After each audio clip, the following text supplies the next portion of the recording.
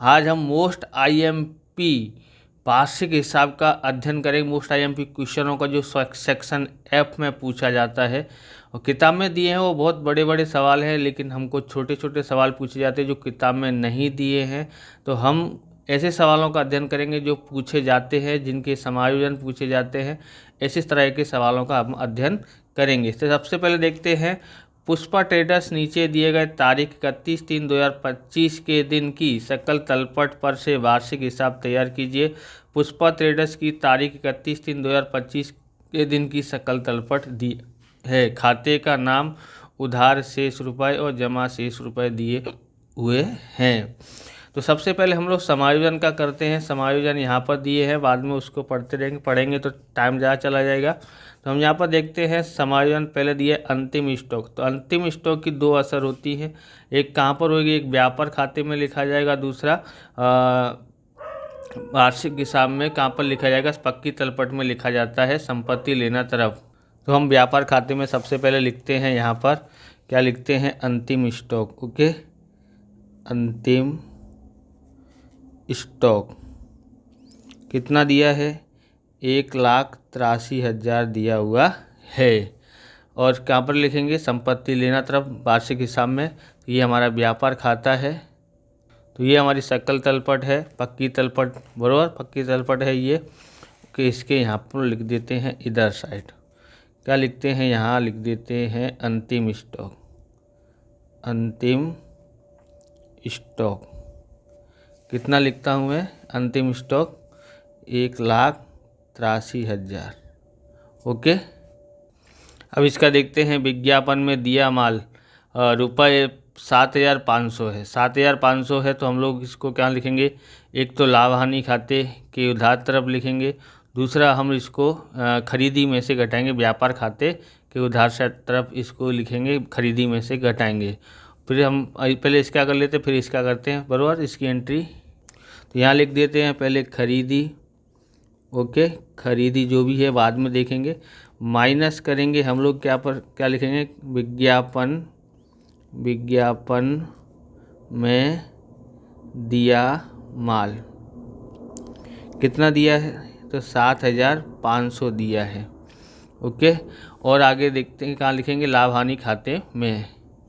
तो यहाँ पर लिखा एक लाइन छोड़ देने का, क्या पता क्या बोलते हैं उसमें दिया हो का सकल तलपट में विज्ञापन का दिया हो, तो उसके लिए यहाँ एंट्री के लिए जगह छोड़ते हैं, यहाँ लिख देते हैं विज्ञापन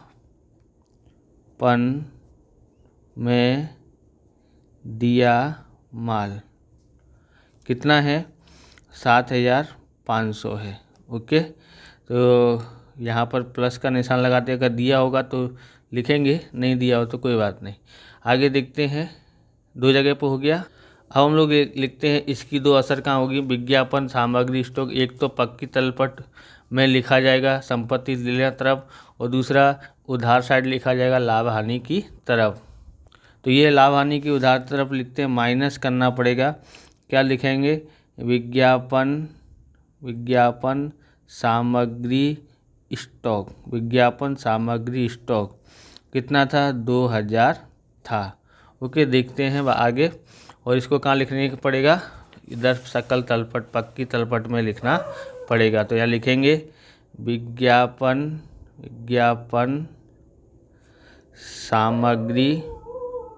सामग्री स्टॉक। ओके, कितना था, 2,000 था।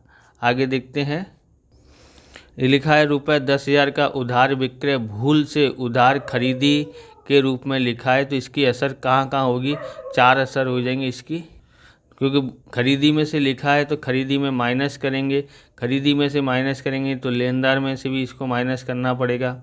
ओके, लेनदार में से माइनस करेंगे क्योंकि ये एंट्री लेनदार में भी लिखा होगा, तो ये दो जगह से माइनस करेंगे।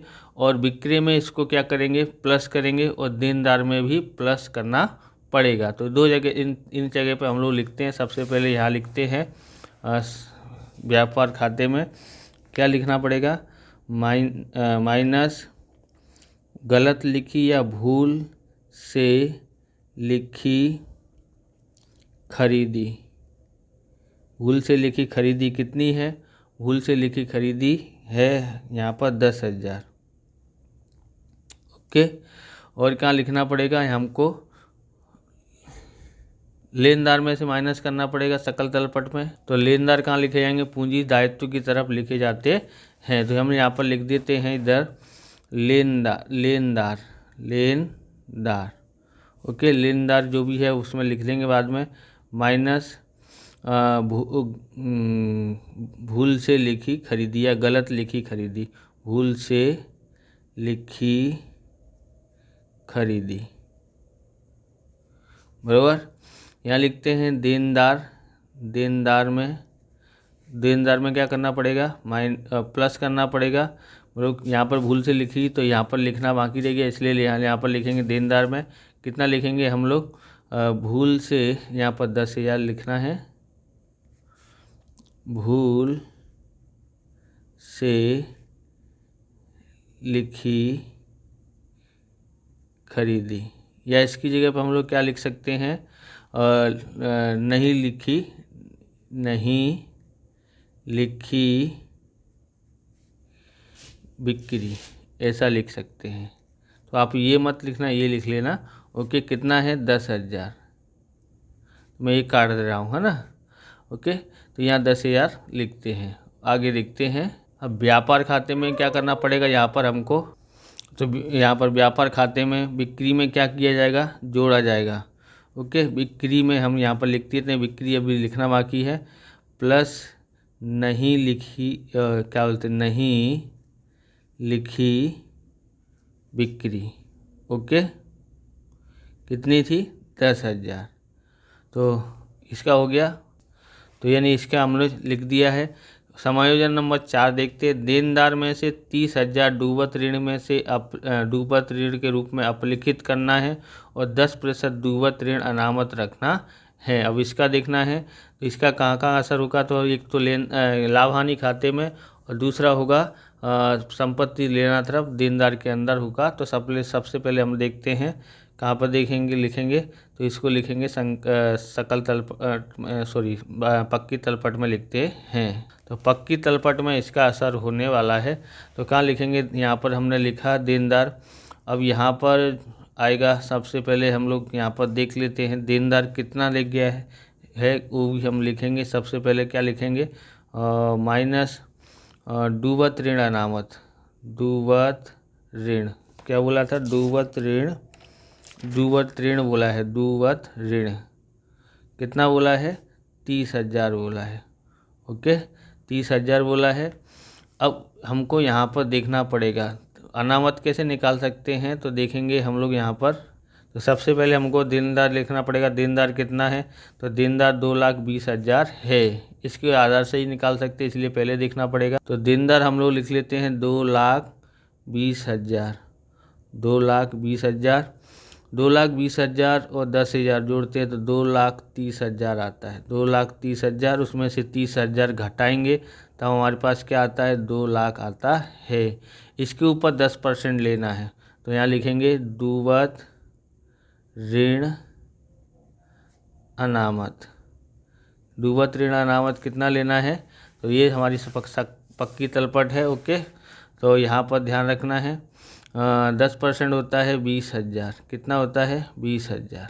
ओके, और इसमें कुछ भी नहीं होगा तो यहाँ पर इसको घटा के लिख देते हैं, 1,80,000 यहाँ पर आता है। इन दोनों की एंट्री हमको लाभ हानि खाते में करना पड़ेगा। तो हम डूबत ऋण का खासकर देखा जाता है, तो हम लोग यहाँ क्या लिखते हैं, डूबत ऋण कौन सा है, ये सकल तलपट का है। तो सकल तलपट में दी हो वो वाली डूबत ऋण, और फिर यहाँ पर प्लस डूबत ऋण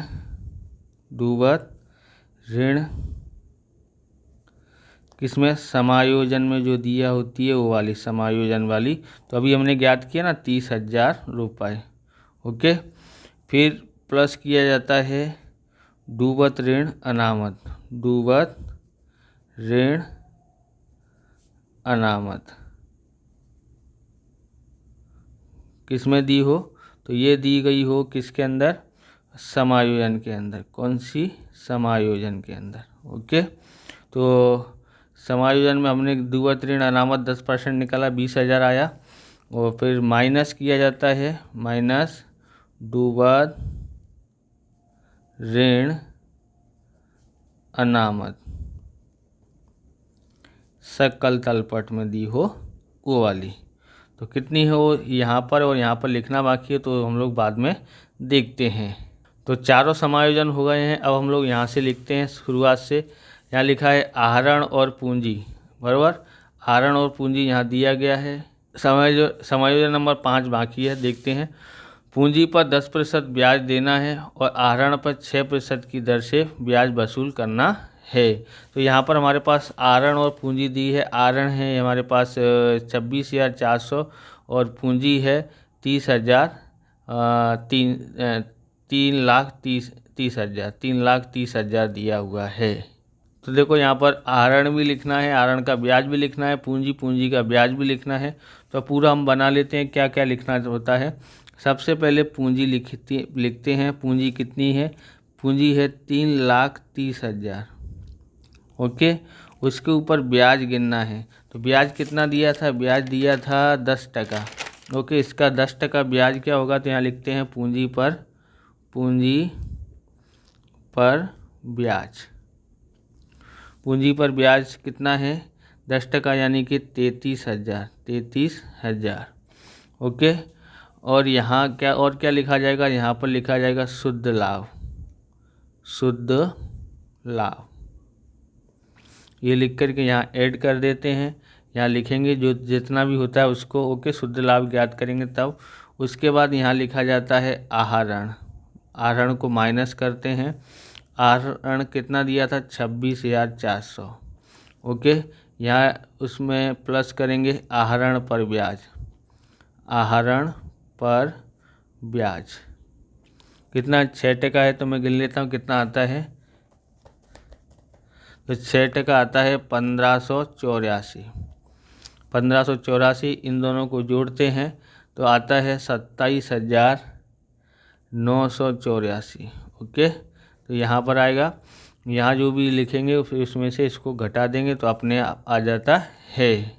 अब यहाँ पर ध्यान रखेंगे पूंजी पर ब्याज और आहरण पर ब्याज। पूंजी पर ब्याज कहाँ लिखा जाएगा? लाभ हानि के उधार तरफ लिखा जाएगा। और आहरण पर ब्याज कहाँ लिखा जाएगा?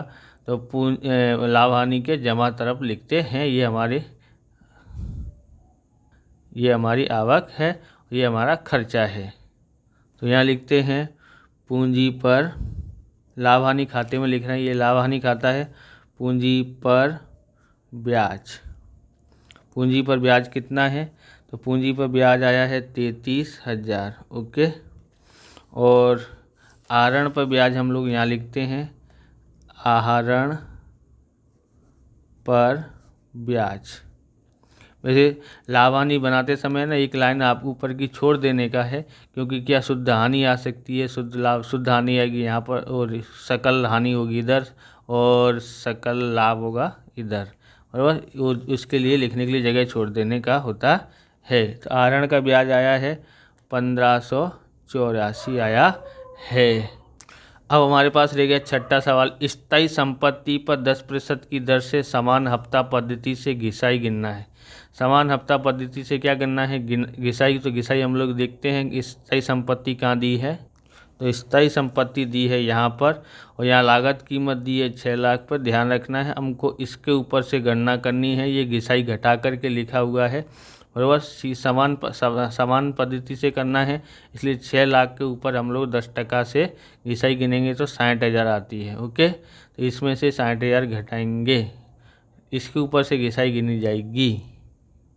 तो यहाँ लिखते हैं स्थिर संपत्ति या स्थायी संपत्ति। स्थिर संपत्ति कितनी है? 4,80,000 है, और उस पर घिसाई गिनेंगे। घिसाई कितनी आएगी? 60,000। ओके, तो इसमें से घटाते हैं तो 4,20,000 आता है, और घिसाई और कहाँ लिखी जाएगी? लाभ हानि खाते में। इधर लिखते हैं लाभ हानि खाता, ये हमारा लाभ हानि खाता है। यहाँ लिख देते हैं हम लोग घिसाई बराबर। ऐसा लिखना हो मकान पर जो स्थित संपत्ति पे जो भी है, संपत्ति एक ही है तो इसलिए यहाँ पर घिसाई डायरेक्ट लिख दोगे तो चलेगा। यंत्र फर्नीचर मकान दिया होता तो हम यहाँ पर लिखते या यंत्र की घिसाई, फर्नीचर की घिसाई। तो यहाँ पर कितना आया है, 60,000 आया है। ओके, तो सभी समायोजन का हमने यहाँ पर कर लिया है। अब यहाँ पर देखते हैं पूंजी आहरण हमने कल लिख लिया है। खरीदी और बिक्री, तो खरीदी ध्यान रखना है, तो ये 1060 की जो खरीदी है वो लिखा जाएगा, ये खरीदी है और ये बिक्री है। तो यहाँ पर खरीदी उधार बाकी होती है तो ध्यान रखना, खरीदी की क्या कौन सी बाकी होती है, उधार के जमा। तो खरीदी की उधार बाकी है तो उधार बाकी में कितना था, 3,24,000 था, 3,24,900। ओके, 3,24,900। और बिक्री कितनी थी, 8,80,000, 8,80,000। ओके, उसके बाद आगे देखते हैं माल वापसी। माल वापसी में आप समझेंगे तो ये माल वापसी में देखो, खरीद वापसी कौन सी है, बिक्री वापसी कौन सी है। तो खरीद वापसी जो खरीद माल वापसी होती है वो जमा बाकी होती है, और बिक्री माल वापसी क्या होता है, उधार बाकी होती है। नहीं आपको समझ में आया तो ऐसे समझ लें, खरीदी कहाँ लिखा जाता है, उधार तरफ, तो खरीद वापसी जमा तरफ लिखी जाती है। तो ये खरीद वापसी है 22,000। तो हम यहाँ पर लिखते हैं खरीद वापसी, तो माइनस यहाँ लिखेंगे खरीद वापसी, खरीद वापसी कितना है, 22,000 है। और यहाँ लिख देते हैं माइनस बिक्री वापसी, बिक्री वापसी कितनी है, 88,000 है। ओके, यहाँ पर हो गया 88,000 का भी हो गया, इसका भी हो गया। प्रोविडेंट फंड और प्रोविडेंट फंड में हिस्सा, तो ये आपको कन्फ्यूजन करने वाला है, क्योंकि ये प्रोविडेंट फंड का जो प्रोविडेंट फंड है उसकी जमा बाकी हमेशा होती है। तो प्रोविडेंट फंड कितना हुआ, 1,10,000 है, और प्रोविडेंट फंड के हिस्सा इतना है। लोग अपने देखते पहले ये लिखा है तो ये आएगा, नहीं, इसमें ऐसा है कि ये लिखा है तो ये आएगा। प्रोविडेंट फंड कितना होता है, उसकी जमा बाकी होती है, इसलिए 1,10,000 प्रोविडेंट फंड कहाँ लिखा जाता है, तो फंड हमेशा पूंजी दायित्व की तरफ लिखा जाएगा। तो प्रोविडेंट फंड में हिस्सा पूंजी दायित्व की तरफ पहले लिखेंगे 1,10,000। तो यहाँ लिखते हैं प्रोविडेंट फंड कितना है, 1,10,000 है। अब इसका देखेंगे 11,000 कहाँ आएगा, तो प्रोविडेंट फंड में हिस्सा, ये लाभ हानि खाते के उधार बाजू लिखा जाता है, ये खर्चा है। तो लाभ हानि खाते के इधर लिख देंगे प्रोविडेंट बराबर फंड में हिस्सा कितना है, 11,000 है। ओके, अब यहाँ पर लिखा है प्रोविडेंट फंड के विनियोग 1,10,000, उसका ब्याज 8,800। तो ध्यान रखना है, ये प्रोविडेंट फंड का विनियोग जो है हमने क्या बोलते विनियोग किया है बराबर, तो ये कहाँ लिखा जाएगा, संपत्ति लेना तरफ लिखा जाएगा, सकल पक्की तलपट के अंदर। तो पक्की तलपट में इसको लिखते हैं सबसे पहले, तो ये पक्की तलपट है, इसमें लिखते हैं क्या लिखा था हमने, प्रोविडेंट फंड में विनियोग कितना है, तो 1,10,000 है। अब आगे देखते हैं, यहाँ दिया हुआ है प्रोविडेंट फंड में उसका ब्याज कितना है, 8,800। ये किधर लिखा जाएगा, प्रोविडेंट फंड जहाँ लिखा है वो हमको उधर तरफ हमको लिखना पड़ेगा, जोड़ना पड़ेगा उधर। तो पक्की तलपट यहाँ लिखी है, प्रोविडेंट फंड में जोड़ना पड़ेगा, प्लस प्रोविडेंट फंड का ब्याज कितना है, 8,800। तो इसका टोटल हो जाएगा 1,18,800 हो जाता है। आगे देखते हैं, तो लेनदार और देनदार, तो लेनदार कौन है, तो 2,20,000 कौन है, देनदार, और लेनदार कौन है, 1,65,000। इस देनदार का तो हमने लिख दिया है, लेनदार का लिखना बाकी है, तो इसको लिख देते हैं। कहाँ पर आएगा, पक्की तलपट में आएगा, कहाँ पर आएगा, पक्की तलपट के दायित्व तरफ आएगा। ओके, तो हमारे पास यहाँ है लेनदार कितना बाकी लिखना है, 1,65,000, 1,65,000। इसमें से इसको घटा देते हैं तो 1,55,000 हो जाता है। देखो ये लिखा है बट्टा लिखा है, बट्टा 50,600 और 15,400 होता है। तो ये जो बट्टा है उधार तरफ वो दिया बट्टा है, तो यानी कि उधार है तो उधार तरफ लिखेंगे। लाभानी में जैसा देखो लाभानी का समझना हो ना, तो जहाँ जो तरफ ये तो पता है आपको लाभानी में आएगा। लाभानी में कौन उधार बाजू कौन जमा बाजू, तो जो उधार है वो उधार बाजू, जो जमा है वो जमा बाजू। तो ये दिया बट्टा है तो खर्चा है इसलिए यहाँ पर लाभानी में लिखना पड़ेगा दिया बट्टा कितना था 50,600 था। ओके 50,600। और प्राप्त बट्टा कितना है, प्राप्त बट्टा बराबर, प्राप्त बट्टा कितना है 15,400। ये हो गया बट्टा तक। डूबत ऋण और डूबत ऋण अनामत लाभानी में लिखना पड़ेगा। तो ये सकल तलपट में दिया हो वो बराबर, समायोजन वाला तो हमने लिख दिया, सकल तलपट के दोनों दिए। डूबत ऋण अनामत 33,000 है और डूबत ऋण 33,000 है, डूबत ऋण अनामत 49,500 है। तो यहाँ पर हम लोग लिखते हैं डूबत ऋण कितना था, तो डूबत ऋण हमारे पास 33,000 था और डूबत ऋण अनामत कितना आएगा, तो डूबत ऋण अनामत कितना दिया 49,500। मैं इसकी गणना कर लेता हूँ। देखो इसमें इसको जोड़ना है, इसको जोड़ना है, इसको घटाना है, तो कितना आता है मैं देख लेता हूँ कैलकुलेशन करके। तो हमने कैलकुलेशन कर लिया, कितना आता है 33,500 आता है। कितना आता है 33,500 आता है। आगे देखते हैं, हुंडी देखते हैं। हुंडी में क्या आएगा, ये 16,500 है और 27,500। तो देखोगे ये हमको पक्की तलपट में लिखना है, तो ये उधार है उसको जमा तरफ लिखते हैं। जमा तरफ क्या है, संपत्ति लेना है। तो ये हमारी क्या होगी, लेनी हुंडी। लेनी हुंडी कितनी होगी 16,500 और ये उधार तरफ लिखेंगे तो इसको बोलते हैं देनी हुंडी। देनी हुंडी कितनी है 27,500। दोनों हुंडी को लिख लेते हैं, तो यहाँ लिख देते हैं देनी हुंडी। देनी हुंडी कितनी है 27,500 है। यहाँ लिख देते हैं लेनी हुंडी। लेनी हुंडी ये हमारी सकल तलपट में लिख रहा हूँ बराबर। लेनी हुंडी कितनी है, तो ये 15,000 कितना दिया था 16,500 दिया हुआ है। अब ये लिखा है माल का स्टॉक तारीख दिया है, तो 1/4/2024 दिया है। ओके, तो ये प्रारंभिक स्टॉक होगा, कहाँ लिखा जाएगा, तो व्यापार खाते में लिखा जाएगा। ओके, तो व्यापार खाते में यहाँ पर लिखते हैं प्रारंभिक स्टॉक कितना दिया है, प्रारंभिक स्टॉक 88,000 दिया हुआ है। ओके, अब यहाँ पर देखते हैं डेमरेज कहाँ लिखा जाता है, तो व्यापार खाते में ही लिखा जाता है डेमरेज। तो इसको लिखते हैं कितना है 3300। तो यहाँ लिखते हैं डेमरेज